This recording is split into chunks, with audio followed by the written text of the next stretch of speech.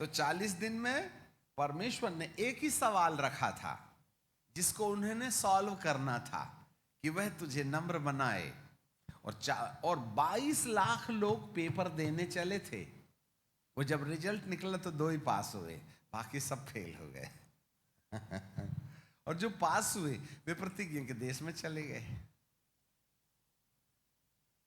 Listen में, इन्होंने मेमना खाया था, इन्होंने अपने घर की चौखट में लहू लगाया था, इन्होंने मन्ना खाया था, इन्होंने बिस्लरी चट्टान का पानी पिया था, इन्होंने इतनी बटेर खाई थी, इतनी बटेर खाई थी, नाक और मुंह से खून निकलने लगा था।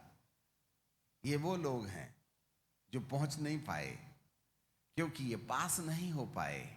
और उनका रिजल्ट जब निकला तो नम्र बनने के प्रोसेस में केवल 2 लोग ग्रेजुएट हुए जिन्हें प्रतिज्ञा के देश में प्रवेश किया गया।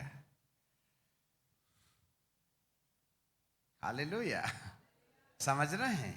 जो नम्र होता है वो बात मानता है। नम्रता आज्ञा पालन का आधार है। जो आज्ञा मानता है वह अपने लिए नहीं जीता, वह परमेश्वर के लिए जीता है। आज की कलीसिया में आने के समय क्या सीख रही है? यहां आज्ञा पालन सीखना है, यहां नम्र बनने का आइडिया मिलता है। और नम्र बनने का मतलब होता है खुद से युद्ध लड़ करके जीतना।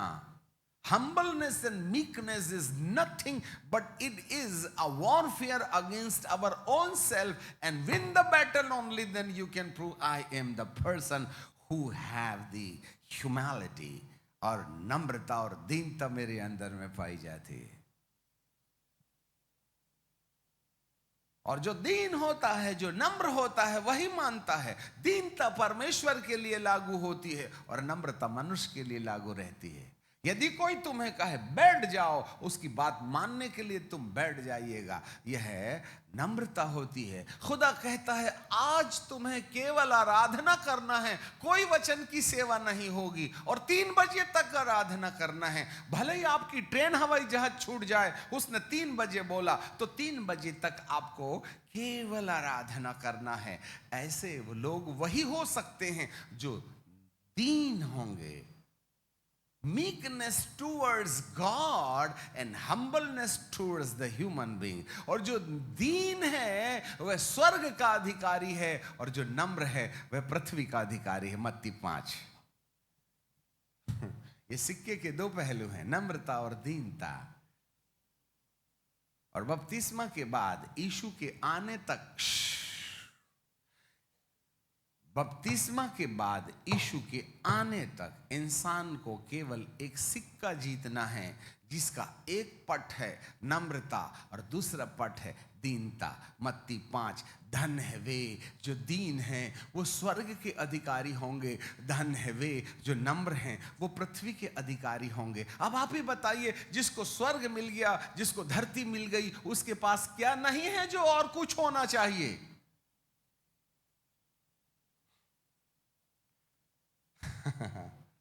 यही तो सीख रहे थे चर्च के अंदर। वो सीखना तो उनको 2.5 महीने में जरूर था, परंतु उनको सीखने के लिए 40 साल लग गए। और 40 साल में 2 ही लोगों को खुदा बाप ने कहा, you are qualified now, you can enter into the promise land. याद रखिएगा, यदि कोई अनंत जीवन में प्रवेश करने का सपना रखता है, यदि कोई यीशु मसीह के आगमन में अपने मरे हुए शरीर को अमर शरीर बनाने की बात करता है, यदि कोई जीवित है तो यीशु के आगमन में महिमा की देह पहनकर उसके साथ जाने की बात करता है, तो उसके पास में एक ही आधार कार्ड होना चाहिए जिसमें 2 पन्ने हैं। एक पन्ने में लिखा है नम्रता और दूसरे पन्ने में लिखा है दीनता। जो तुम्हारे अहम के विरुद्ध है, जो तुम्हारी डिग्निटी एंड आइडेंटिटी को मिट्टी में मिला देती है। यही सीखते हैं हम बाइबल, यही सीखते हैं हम 40 साल में। और इसी को सीखने के लिए खुदा बाप ने मूसा को 10 साल का समय दिया था।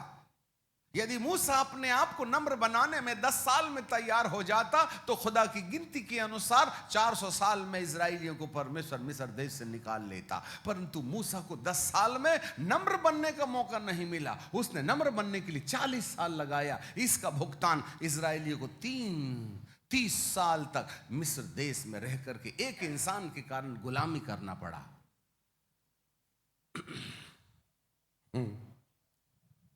Hallelujah. It's a very hard job to appear unto the promised land. ये भगवान का प्रसाद नहीं है। ये भूल जाइए आप कि मिस्र से निकले हैं तो प्रतिज्ञा पहुंच ही जाएंगे। ये बात भूल जाइए। आपने बपतिस्मा ले लिया है तो यीशु के आने के समय तुम्हारा मुर्दा जिंदा हो ही जाएगा। हम तो हर मुर्दे को गाड़ने के टाइम में कहते हैं परमेश्वर का धन्यवाद हो, अपने दास को परमेश्वर ने अपने पास बुलाने से प्रसन्न रहा। हे पिता परमेश्वर, हमें विश्वास है कि जब तू आएगा तो सुखलोक से तू आत्मा लाएगा और इस दास के शरीर को मुर्दों में से जिंदा करेगा। और इस धन्य आशा के साथ हम रोना बंद करो, रोना बंद करो, रोना बंद करो। ये सोए हैं, जी उठेंगे, तसल्ली देते हैं। चंदा जो खाए हो उनका, ठीक है। हम कहते हैं प्रभु तेरा दास, तो प्रभु सिर खुजा के कहते हैं क्या बोला? मेरा दास। तेरे को कौन बोला ये मेरा दास? तेरे को बोला कौन ये मेरा दास है? चल हट, ये मेरा दास नहीं होता। तू आएगा ले जाएगा। अरे जिसको ले जाऊंगा उसको ले जाऊंगा, इसको नहीं ले जाता। कबाड़ी आदमी, इसने नम्रता इकट्ठा ही नहीं की है, इसने दीनता कमाया ही नहीं था। ये मेरा दास कैसे हुआ? अरे चल हट, ऐसे व्यक्ति के पीछे अपना नाम लगा के बेइज्जती करवाओगे हमारी? तुम नहीं ले जाता, फालतू की बात है। ऐसा मैंने सुना नहीं, मैं बता रहा हूं आपको। ऐसा ही कहेगा प्रभु जी। ओह माय गॉड, अनुवाद तो यही ना है। समझ में आ गई? ये 40 साल की सेवा भयानक सेवा है। It's very easy to come out from the Egypt, it's a very hard to enter into the promised land. इन दोनों यात्राओं के बीच में इंसान को एक टाइटल कमाना है, एक इनाम कमाना है, और इसी आधार पर परमेश्वर उन्हें मोहर लगाता है। जब पांचवें स्वर्गदूत ने तुरही फूकी तो मैंने स्वर्ग से पृथ्वी पर एक तारा गिरता हुआ देखा और उसे अथाह कुंड की कुंजी दी गई, और उसने अथाह कुंड को खोला और अथाह कुंड में से भट्टी का सा धुआं उठा, और कुंड के धुएं में से सूर्य और वायु अंधियारा हो गई, और उस धुएं में से पृथ्वी पर टिड्डियां निकली और उन्हें पृथ्वी के बिच्छू की सी शक्ति दी गई थी। और उनसे कहा गया, ना पृथ्वी की घास को, ना किसी हरियाली को, ना किसी पेड़ को हानि पहुंचाओ, केवल उन मनुष्यों को जिनके माथे में परमेश्वर की मोहर नहीं है। बस रुक जाइएगा, उनके माथे में परमेश्वर की मोहर नहीं है, उन्हीं को नुकसान पहुंचाना, बाकी को छूना नहीं है? ना हरियाली को, ना घास को, ना पपीता को, ना आम को नुकसान पहुंचाओ। इसलिए घास पत्ती को कोरोना हुआ ही नहीं, ना कुत्ता बिलैया को हुआ, ना गाय भेड़ को हुआ तो मात्र इंसान को। अरे कुत्ता बिल्ली भी मरते कोरोना से, उनके नाक में हवा नहीं गई होगी, वो तो नहीं मरे, मरे तो आदमी च ना। यहां लिखा है जिसके माथे में परमेश्वर की मोहर नहीं है, उन्हीं को नुकसान पहुंचाना। इसका मतलब है नुकसान से बचने का तरीका क्या है? मोहर इंपॉर्टेंट। ये मोहर किस शर्त पर लगाई जाएगी, यही तो बात है। और 40 सालों में खुदा केवल मोहर लगाने के प्रोसेस में रखता है। निकलना आसान है और जिसको मोहर लगेगी वही प्रतिज्ञा के देश में जाएगा। जिस पाठ को प्रभु ने बताया कि वह 40 साल भूखे रहने दिया, मन्ना खाने दिया, वो आज्ञा मानते हैं या नहीं मानते हैं, इसको समझने का प्रयास किया। ऐसे समय में जो नहीं समझ पाए उन लोगों के लिए बाइबल का परमेश्वर कहता है, जिन लोगों के माथे में मोहर थी वो मात्र 2 थे जो प्रतिज्ञा के देश में प्रवेश कर गए, क्योंकि बाकी मानने तैयार नहीं थे। ये परमिटेबल सिचुएशन है। स्वर्ग से एक दूत गिरा था, उसने अथाह कुंड की चाबी लेकर के अथाह कुंड खोला था और उसने परमेश्वर के आदेश से अथाह कुंड से धुआं निकलने की परमिशन लेके आया था। ये कोई शैतानों का काम नहीं था, खुदा बाप का काम था, क्योंकि वे अपने लोगों को मोहर लगाने में दबाव देना चाहता है। और आज मोहर लगाने से किसी को कोई लेना देना नहीं। हाँ, आए प्रभु के प्रिय सेवकों, हम दूसरे मिशन में हैं। पहला मिशन शायद बहुत आसानी से पूरा हो गया, पर निकले हुए लोगों को प्रतिज्ञा के देश में पहुंचाने के लिए हर याजक का काम है कि हर विश्वासी के माथे पर मोहर लगाने की मिनिस्ट्री करे और खुद का भी लगवा के रखना।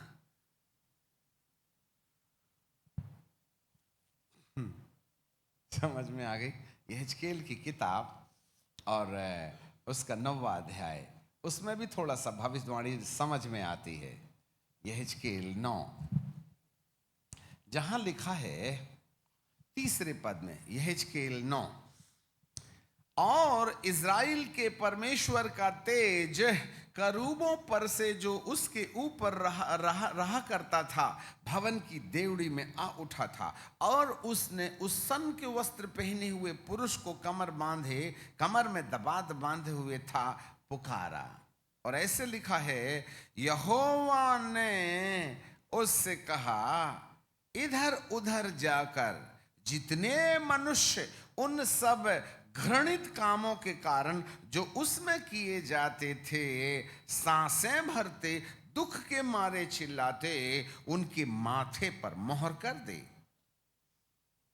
तब उसने मेरे सुनते हुए दूसरे से कहा, नगर में उसके पीछे पीछे चलकर मारते जाओ, किसी पर दया न करना, न कोमलता का काम करना, बूढ़े, युवा, कुंवारी, बच्चे, स्त्री, सबको मारकर नाश करो, परंतु केवल जिस किसी मनुष्य के माथे पर वह चिन्ह हो जो पहले स्वर्गदूत ने ना लगा रखा था, उसके निकट नहीं जाना, और मेरे पवित्र स्थान से आरंभ करो। और उन्होंने उन पुरनियों से आरंभ किया जो भवन के सामने थे तलवार चलाना। हालेलुया। यहां संकेत है, जिनके माथे में परमेश्वर की मोहर होगी उनके पास मत जाना। तो सुरक्षा कहां है? सुरक्षा कहां है? मोहर में।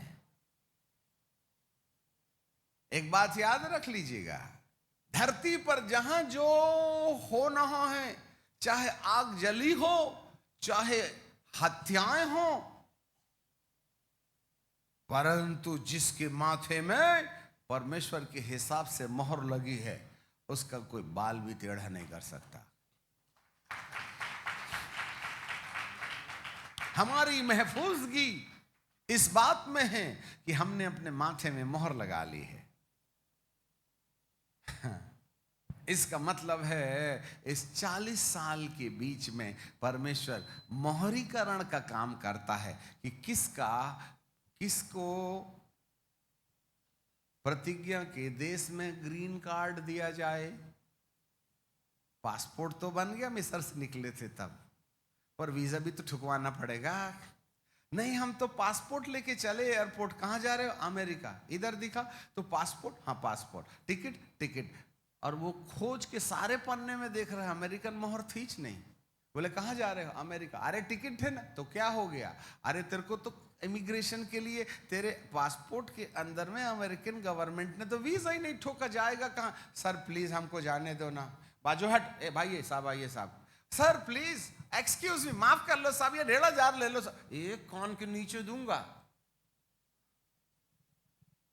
वो पुलिस वाले 10,000 पगार वाले ही तुमको हकाल देंगे, गेट से घुसने नहीं देंगे। हवाई जहाज में घुसने की तो बात ही छोड़ दो, क्योंकि तुम पासपोर्ट तो लाए हो, परंतु अमेरिकन गवर्नमेंट ने मोहर लगा के तुमको 10 साल का वीजा दी क्या? ऐसे ही तुमको हेवनली गवर्नमेंट ने आपके उद्धार के पासपोर्ट में मोहर वगैरह लगाई वगैरह है कि नहीं लगाई? अरे क्या करोगे लगवा के? अपन नीचे से काम बना लेंगे ना, कि हवाई जहाज के चक्के में छुप के जाएगा। तुमको पूरी दुनिया का कानून मालूम है, खुदा बाप का नहीं मालूम क्या? थोड़ा आज कड़वी चटनी है ना, नीम की पत्ती से बनाए हैं, पर इस एक ही खुराक में बुखार उतरता है। समझ रहे हैं बात को? Second mission is very horrible. पहले मिशन में आपका पासपोर्ट बन जाता है, दूसरे मिशन में मोहरीकरण होती है, और 40 साल इनका इंटरव्यू चला, और उस इंटरव्यू में पास होने के लिए एक ही शर्त थी, क्या? कि उन्हें वो नम्र बनाए। इससे ऐसा पता चलता है जरूर नम्रता का मोहर से कोई ना कोई गहरा संबंध है। देखो हम बहुत सीधा सीधा सरल सरल बता रहे हैं, जरूर नम्रता और दीनता का वीजा से कोई ना कोई संबंध है। अब प्रभु हमको देखता है ना दिल में यीशु, तो कहता हेलो यीशु, जबकि अपनी आत्मा उसके अंदर है। हमारा नाम ही भूल जाता, हमको देखा तो यीशु पुकारना शुरू कर दे, हेलो माय डियर सन यीशु। क्योंकि पुत्र की आत्मा हे अब्बा, हे पिता कह करके हमारे हृदय में भेजी है, इसलिए हमारा साल्वेशन है। ध्यान दो, अपन का बन गया पासपोर्ट, परंतु हेवनली गवर्नमेंट तुमको अंदर आने देना चाहती। तुम कनान देश में जाइएगा ना, तो कनान देश में ऐसे नहीं जा सकते दुआ प्रार्थना उपवास करके। जरा सुनिएगा ध्यान से, वरन कनान देश में प्रवेश करने के लिए हमारे अंदर क्वालिफिकेशन चाहिए, और 40 साल में यही ट्रेनिंग दे रहा था। सुविधा पूरी थी, चाहे मन्ना खाओ, चाहे आग का खंबा, चाहे बादल का खंबा, तो उनके चप्पल फटे नहीं। 4 नंबर का जूता लेके चले थे, साइज 11 का हो गया तो जूता भी लंबा हो गया। 22 नंबर वाली शर्ट पहनते पहनते साइज होगा 44 का, तो बेचारे बदन के साथ साथ धागे भी फैल गए, तभी ना बदन से कपड़े नहीं गिरे। 6-6 साल तक मुर्गियां अंडा देना बंद नहीं की, कुड़क होती च नहीं थी। इधर जच्चा को बच्चा हुआ और आधे घंटे में वो लेके चली, और तुमको 1 महीना की छुट्टी चाहिए।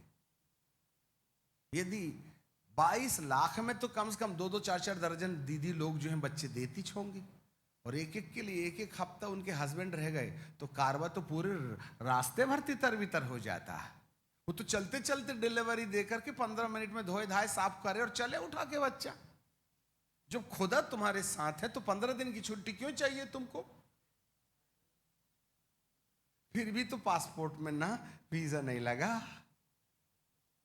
इतनी सुविधा के बाद खा खा के मुर्गी धोंधली हो गई, अंडे ही नहीं देती, जूते नहीं फट रहे, कपड़े नहीं गिर रहे, रात दिन पैदल चलते थे, सूजन नहीं हुई। जिन्होंने बिन बाल के निकले थे, अब तो बिल्कुल ऐसे छत्ते जैसे बाल हो गए हैं उनके। ऊपर का माल जो खा रहे थे फोकट का, हैं? ईंट बना बना के उनकी चमड़ी छिपकुल्ली जैसे खाली हो गई थी। अरे भाई साहब, और रास्ते भर में बिल्कुल very handsome and beautiful. Colour ठीक हो गया उनका, गाल पिचक गए थे, बाहर आ गया, क्योंकि काम धंधा है नहीं। खाओ और सो और मस्ती करो और पैदल चलो। हमको पैदल नहीं चलने को मिलता, इसलिए तो निकल गए मध्य प्रदेश। वो तो पैदल ही पैदल चलते थे। अरे वेरी स्मार्ट, देखते बनता था स्लिम बॉडी। यदि किसी भी इजराइल के साथ खड़े हो जाते ना तो सेल्फी लेने लगते तुम। इतनी पैदल चल के इतनी एक्सरसाइज होती थी उनकी। आज तो चारों तरफ से हम तुचक पिचक गए हैं, पर देखते बनता था। इतनी बड़ी सुविधा के बाद भी तो उनके पासपोर्ट में मोहर नहीं लगी।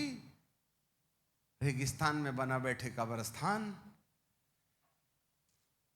जी हां, भले ही तुम्हें पूरी बाइबल नहीं आती समझ में, पर यदि एक व्यक्ति नम्रता और दीनता का व्यवहारिक अनुभव अपनी जिंदगी में पा लिया तो उद्धार के पासपोर्ट में कानान देश का वीजा लग जाएगा। इसीलिए उसने जंगल में लेके गया। हालेलुया। और यही है उसकी मोहर। जिसके माथे में परमेश्वर की मोहर नहीं है उनको नुकसान पहुंचाओ। इस चक्कर में 22 लाख लोगों का नुकसान हो गया रेगिस्तान में, क्योंकि बार बार परमेश्वर उनको सलाह देता था, टूट जा रे बाबा, मान ले रे बाबा, मान ले रे बाबा। मूसा का हाथ पकड़ के चल रे बाबा, जैसा वो बोल रहा है मान ले परमेश्वर की बात। नहीं मानते जाओ, नहीं मानते जाओ, नहीं मानते जाओ। इसको लाइन से अलग करो, गाड़ दो उसको। मूसा ने भी एक बार नहीं माना, खुदा बाप ने खुद ही कब्रिस्तान बना दिया। मैंने तेरे को लाठी से मारने बोला था कि बात करने बोला था? तेरे को समझ में नहीं आता क्या? प्रभु जी डीएनए खराब हो गया था, अभी तक मैंने चमत्कार मार मार के ही ना किया था, अचानक एपिसोड बदल गया। निकला जरूर था मैं बात करने के लिए, परंतु इजरायली लोगों ने दिमाग खराब कर दिया। इसलिए मूसा क्या कहता है, ओए दंगा करने वालों, क्या हमको तुम्हारे लिए पानी निकाल के देना पड़ेगा? ये बात से पता चलता है उसका दिमाग खसक गया था। तो मार के जगह वो बात की जगह मार दिया। उसके डीएनए में मारने की आदत थी, बेचारा अपने डीएनए से परेशान था। उसने चट्टान के सामने इकट्ठा किया और उठाया लाठी, दिया धपाक। अरे एक में फूट गया, दूसरा में भी दिया धपाक, और कहने लगा ठहर जा, फालतू की बात मत करो, पहले दुआ करने दो, मैं पहले पीऊंगा फिर तुम पीना। और जैसे पानी उठाया ही था तो आवाज आती है, मूसा मूसा खबरदार, पवित्र जल को तूने मुंह में लगाया क्योंकि तूने मेरा अपमान किया है। क्या बोले प्रभु? पानी फोड़ा कि नहीं मैंने? अरे चट्टान तिड़की कि नहीं तिड़की? तिड़की तो तू तिड़काया क्या? मैंने क्या बोला था? तुझसे बोला था ना चट्टान से बात करना। अरे प्रभु, तुम जनता के सामने काहे बेइज्जती करते हो हमारी? परमेश्वर कहता तब तेरी बेइज्जती मैं पहाड़ में निकालता हूं। कई बार हमको दबाव से अपनी इज्जत के लिए लड़ लेते हैं। वो सभी लड़ा होगा, पता नहीं लड़ा कि नहीं लड़ा, मैं तो वहां नहीं था। पर गया ना भैया ऊपर। One single mistake is more than enough. क्योंकि एक बार फिर मूसा का भेड़िया मैं नाम का जाग गया था। उसने अपनी मर्जी के हिसाब से मारा। खुदा बाप की मानता तो नम्र गिना जाता, नहीं मानने के द्वारा वह जिद करने के कारण सेल्फिश किंगडम में आके खड़ा हो गया।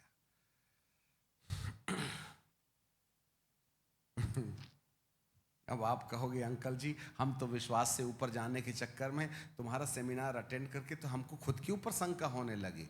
ए भाई साहब, तू पहले गलत कंफर्मेशन में था, अभी तक तेरे को आइडिया लगा था और तू सोच रहा था वोडाफोन में बात हो रही है।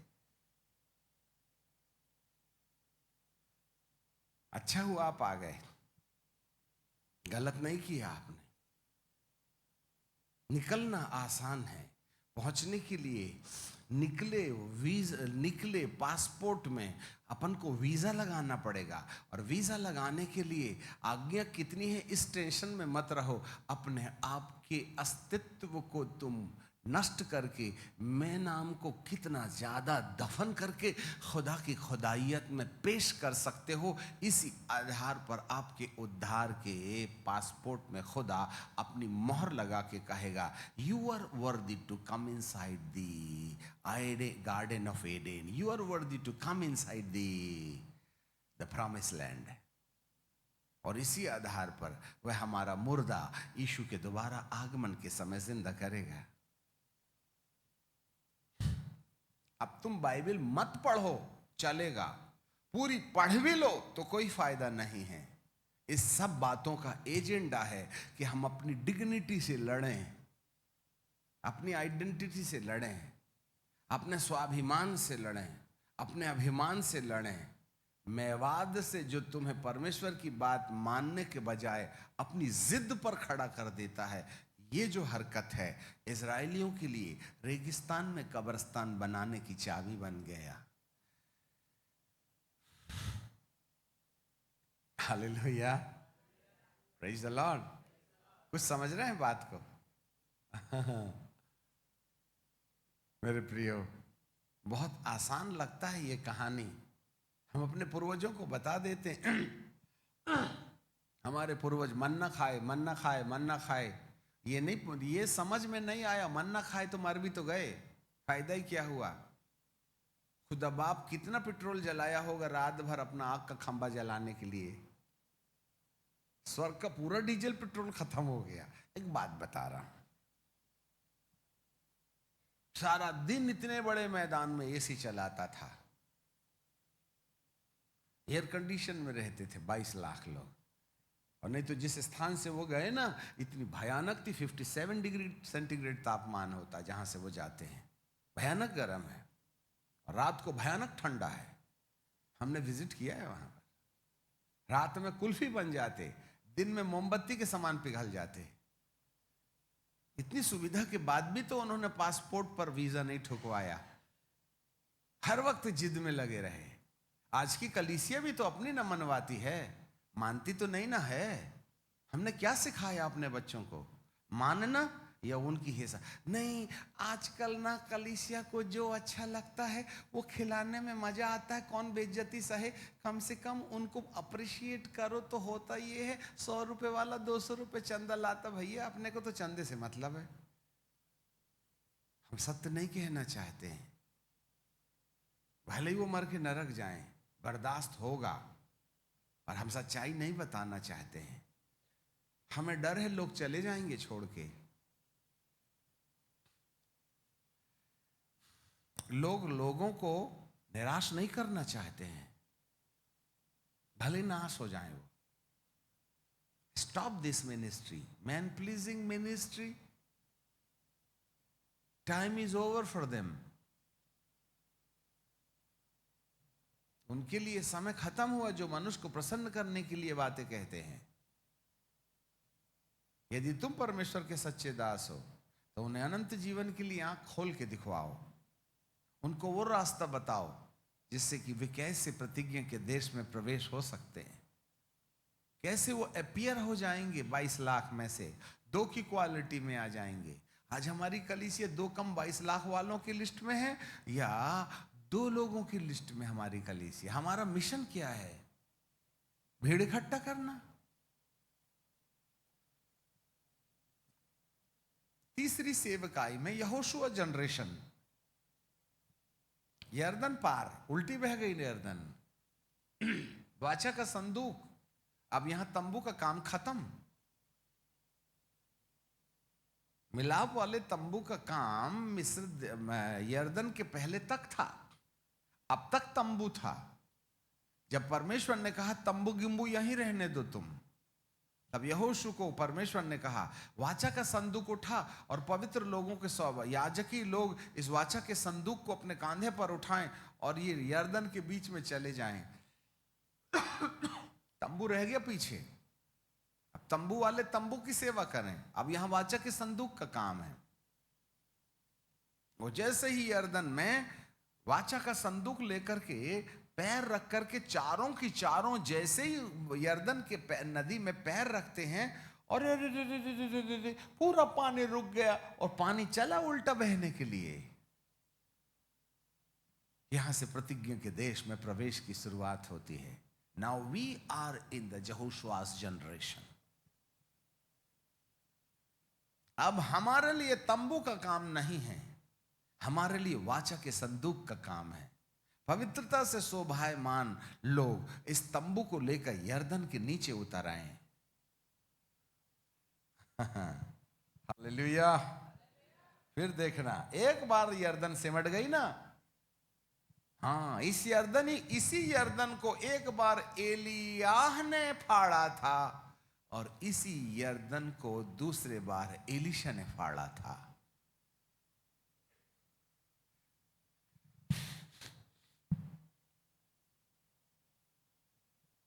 समझ रहे हैं बात? 2 बार फटी थी, यहां यर्दन फिर एक बार फट गई है। Hallelujah, oh my God. थोड़ा सोच करके देखिए ना, यहां पर बाइबल का परमेश्वर कहता है जिसके माथे में परमेश्वर की मोहर है उसके पास नहीं जाना। अगले 5 मिनट में हम खत्म कर देंगे, जरा सुनिएगा। अच्छा, जिसके माथे में परमेश्वर की मोहर नहीं है, केवल उन्हीं का नाम जीवन की किताब में लिखा जाएगा। प्रकाशित वाक्य की किताब और उसके 21वें अध्याय में आ जाएं और उसके 27 पद को पढ़ते हैं।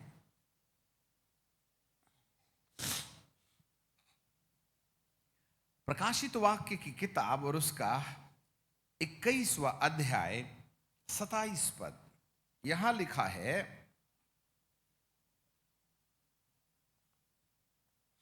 और उसमें कोई भी अपवित्र या घृणित काम करने वाला या झूठों का गढ़ने वाला किसी रीति से प्रवेश न करेगा, केवल वे लोग जिनके नाम जीवन की पुस्तक में लिखे गए, जिनके नाम जीवन की पुस्तक में लिखे हैं।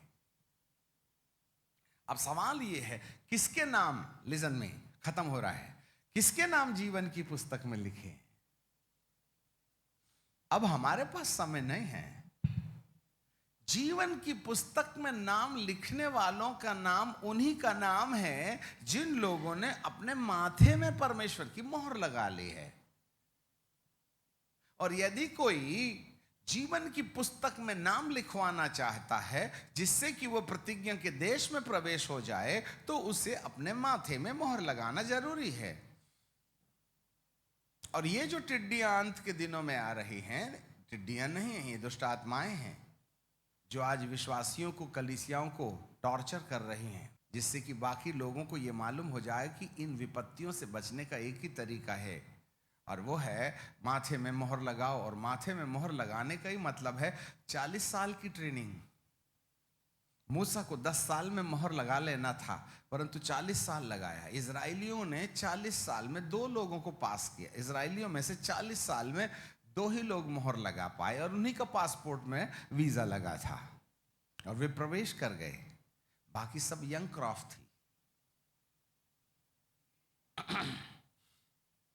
अब जरा देखिएगा 20वां अध्याय 15 पद,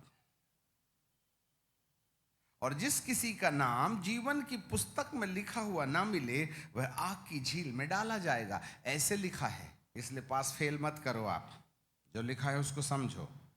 जिस किसी का नाम जीवन की पुस्तक में लिखा हुआ ना मिले वह आग की झील में डाला जाएगा। इसका मतलब नाम लिखवाना भी जरूरी है और मोहर लगवाना भी जरूरी है। अब ये तीसरी मिनिस्ट्री है यहोशुआ जनरेशन की, कि अब हम उन्हें डिसिप्लिन करने में समर्थ हो गए तो मोहर लगाने वाली सेवा हम दे दें लोगों को। That is the third ministry. यदि नाम लिखवाने का काम अर्थात माथे में मोहर लगवाने की चिंता में आप लग जाओ, तो आपको एक नया स्टडी करना पड़ेगा।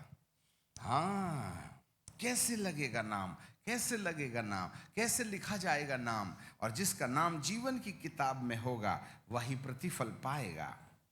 एक बात बोल के खत्म करेंगे। कलीसियाओं में से एक ही कलीसिया ऐसी है, उत्प्रकाशित वाक्य की किताब और उसका 3रा अध्याय और उसके 7वें पद में हम देखते हैं। Book of revelation chapter 3 and verse 7 onwards, और फिलडेल्फिया की कलीसिया के दूत को लिख, जो पवित्र और सत्य और जो दाऊद की कुंजी जिसके जिसके खोले हुए को कोई बंद नहीं कर सकता, जिसके बंद किए हुए को कोई खोल नहीं सकता। वह कहता है, मैं तेरे कामों को जानता हूं, देख मैंने तेरे सामने एक द्वार खोल के रखा है, उसको कोई बंद नहीं कर सकता। कौन सा द्वार है? प्रतिज्ञा के देश में प्रवेश करने का द्वार। यहाँ का प्रतिज्ञा का देश कनान देश है, और वहां का प्रतिज्ञा का देश है स्वर्ग है, नया यरूशलेम है। तूने मेरे वचन का पालन किया है और मेरे नाम का इनकार नहीं किया।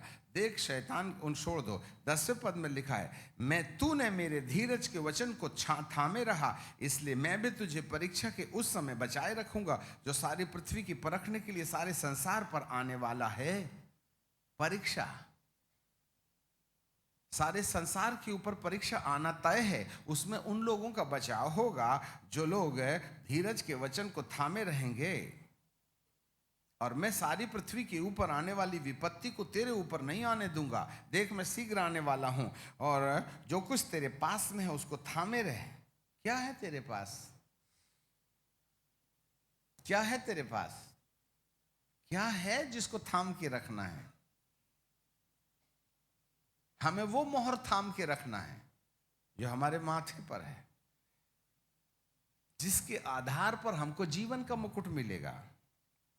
मैं शीघ्र आने वाला हूं, और जो कुछ तेरे पास है उसको थामे रह कि तेरा मुकुट छीन न पाए। जो जय पाएगा मैं उसको मंदिर का खंभा बनाऊंगा, और वह कभी भी बाहर निकाला ना जाएगा। और अपने परमेश्वर का नाम और अपने परमेश्वर के नगर और नए यरूशलेम का नाम जो परमेश्वर के पास से स्वर्ग पर से उतरा है, उसको एक नया नाम दूंगा और उस पर लिखूंगा। और नाम कहां लिखेगा? यही है परमेश्वर का नाम, नम्रता और दीनता। और इधर अलग नाम लग रहा, इधर अलग मोहर लग रही है। लगा दुष्ट मोबाइल खिलवा खिलवा के हमको। धरती के जितने भी मोबाइल हैं सब उस वर्ल्ड व्यापी सैटेलाइट से जुड़े हुए हैं। हर इंटरनेट सैटेलाइट से जुड़ा है, और सैटेलाइट का संबंध मेगा कंप्यूटर से, और मेगा कंप्यूटर का नाम है द बीस्ट। आपके पास में क्या बोलते हैं, एटीएम कार्ड और क्या कहते हैं, डेबिट कार्ड, कर्जा लेने वाला कार्ड, क्रेडिट कार्ड, उसमें बीच में काली पट्टी है। तुम्हें क्या मालूम उसमें क्या लिखा हुआ है? हर कार्ड में सबसे पहला नंबर है 666। ये नंबर इल्यूमिनाटी का है, गवर्नमेंट का पैसा नहीं ना है, तो प्राइवेट है जो गवर्नमेंट पैसा लेती। फिर कंट्री कोड है, फिर बैंक कोड है, फिर आपका पर्सनल आधार नंबर है, तब जाके एटीएम पैसा देता है। क्योंकि हर एटीएम आधार से लिंक है, और आधार कार्ड का नंबर लास्ट में होता है। पहला नंबर इल्यूमिनाटी का, दूसरा नंबर कंट्री कोड, तीसरा नंबर बैंक कोड, चौथा नंबर आपका। मनुष्य का अंक, तुम्हारे अंक के बिना एटीएम थोड़ी ना खोलता है। आजकल तो चेहरा स्कैन होने लगा, आंख स्कैन होने लगी, क्योंकि काम करते करते करते मजदूरों के अंगूठे की प्रिंटिंग खराब हो जाती है। आंख तो खराब नहीं ना होगी, खिंचवाओ फोटो आंख की। तुमको क्या लगता है तुमको उस गुलामी में जा रहे हो? सामने वाला तो मोहर लगाने के लिए बेजोड़ कसरत कर रहा है, हैं? आखिरकार एयरपोर्ट का दरवाजा आपको देखते बराबर खुलता नहीं, स्वागत है, आइए, हालेलुया। अरे क्या तुम कैंची हथौड़ा पाना चला रहे हो? दुनिया कितनी एडवांस हो गई, तुम्हें समझ में आ रहा है क्या? तुम्हारा मोबाइल लोकेशन भेज रहा है, समझ में नहीं आता, मोबाइल के द्वारा पहचाने जाते हो कौन से जंगल में खड़े हो। ये मोबाइल सब बंद हो जाएगा और चिपका देंगे यहां पर, उसके बिना जी नहीं सकते। इस धरती लोक में रहना है तो मोहर लगवाना ही पड़ेगा। शैतान वहां लगने के लिए लगा है, और तुमको अपने परमेश्वर की मोहर लगाने की जरा खबर नहीं है। दुनिया तुमको आइडेंटिफाई करने के लिए किसी भी जंगल में चले जाओ, आज चरवाहा भी ना मोबाइल रखता है। कौन से गैया चराने वाले का नाम चाहिए, वो तो बैठे बैठे लंदन में तुमको देख ले तो फलाना आदमी फलानी जगह गाय चरा रहा है, क्योंकि उसके पास मोबाइल है। हैं? अब ये भी रद्द हो गया तो यहां ना चिपका देगा। दुष्ट की मोहर लगाने के लिए तुम लाइन लगा के खड़े हो। ज्ञानी हो, बुद्धिमान हो, अक्लमंद हो, कौन सी गाली बक दूं मैं आपको। और जो खुदा मोहर लगाने जा रहा है उसका अता और पता दोनों गायब है। हमें नहीं मालूम कितनी संख्या में लोगों ने अपने माथे में दुष्ट की मोहर लगवा बैठी है।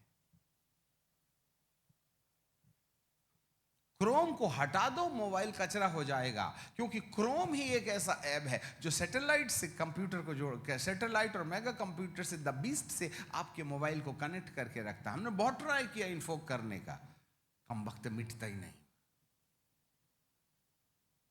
हम उसको डिलीट नहीं कर सकते। वो 666 का अंक है, उसके बिना मोबाइल चल ही नहीं सकता। तो शैतान तो तुमने जेब में रखे हो, जो रात जब से प्रभु कहते हैं जैसे जैसे मेरे आने का निशान देखो वैसे वैसे तुम अपना सिर ऊपर करने के लिए रखना, कि अपने देह के छुटकारे का इंतजार करना। तो जैसे जैसे प्रभु के आने का निशान हो रहा है, हमारा सरकार कहती है ऊपर मत देखो, नीचे देखो। परिवार के 4 लोग हैं, पंखा चल रहा है कि नहीं चल रहा है, आग भी बरस जाए तो आदमी नीचे ही झांकता है। आज परिवार कब्रिस्तान बन बैठा है। इतनी शांति पहले परिवार में कभी नहीं होती थी जो आजकल रहती है। यदि बच्चे न रहे ना तो पता ही नहीं चले दूत रहते हैं कि भूत रहते हैं अंदर, क्योंकि सबके अपने अपने मोबाइल में एंटरटेनमेंट चल रहा है। ऊपर देख के नहीं, नीचे देख के। वो कहता है ऊपर देखो, तुम नीचे के आदी हो गए हो। मैं ये नहीं कह रहा हूं कि काम में लाना बंद कर दो, पर इतना भी तो मत घुसा लो कि तुम्हें बीवी भूल जाओ। इसलिए हम ज्यादा सीखना नहीं चाहते हैं। हमको सिर्फ ऑन ऑफ टर्न ऑफ करते आता है, और ये वाला भी उतना ही आता है कि हम खोल लें और बंद कर लें। इसे ज्यादा सीखना नहीं चाहते। मेरी चिट्ठी भी भैया निकाल के देते हैं एयरपोर्ट की, चाहे तो हम निकाल सकते हैं, कोई हमारे दिमाग में भूसा नहीं भरा है।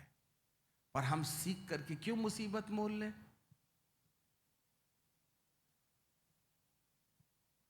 उतना ही काम करो जितना काम का है, ज्यादा उलझना नहीं। एटीएम कार्ड में तुम्हारा 666 है, मोबाइल में तुम्हारा 666 है। सारा ट्रांजैक्शन जो हो रहा है मोबाइल के थ्रू, वो सब इल्यूमिनाटी के नंबर से हो रहा है। उसके बिना है क्या। इसलिए ज्यादा प्रभाव तो धरती पर टेक्नोलॉजी के द्वारा ना है। Hallelujah, praise the Lord. जाग रहे हैं। Oh my God. पिता परमेश्वर आपके जीवन के ऊपर अपना अनुग्रह बनाए रखे। यस, हमारा समय वक्त नहीं देता है, पर एनी हाउ यहोशुआ जनरेशन को अपने माथे पर परमेश्वर की मोहर लगाने में सफलता प्राप्त करने का उपाय करना चाहिए। और मिस्र से निकले और प्रतिज्ञा के देश के बीच में हमें यहाँ एक काम करना है, और वो ये है कि उद्धार के पासपोर्ट में हमें कनान देश में प्रवेश का वीजा लगवाना पड़ेगा। ये वाला कनान देश शारीरिक रीति से प्रतिज्ञा का देश था, परंतु अनंत जीवन में प्रवेश ये स्वर्गीय कनान देश है। स्वर्गीय देश हमारा है देश, जाएंगे हम अपने देश। वहां जाने के लिए हमको महिमा की देह पहनना पड़ेगा, और महिमा की देह पहनने की एक ही कंडीशन है, और वो कंडीशन ये है कि हम अपने माथे पर मोहर लगा के जीवन की किताब में नाम लिखवा लें, जिससे कि जब यीशु आए तो मुर्दों में से जिंदा हो उठने में हमारा नंबर लगे, और जीवित रह करके जब महिमा की देह पहन लिया ऊपर चले गए, तो ऐसे समय में हम परमेश्वर के संग अनंत काल तक उस राज्य में प्रवेश कर सकें। इस बात के लिए प्रभु हम पर अनुग्रह दे। हम प्रार्थना करेंगे। Close your eyes. Thank you, Jesus.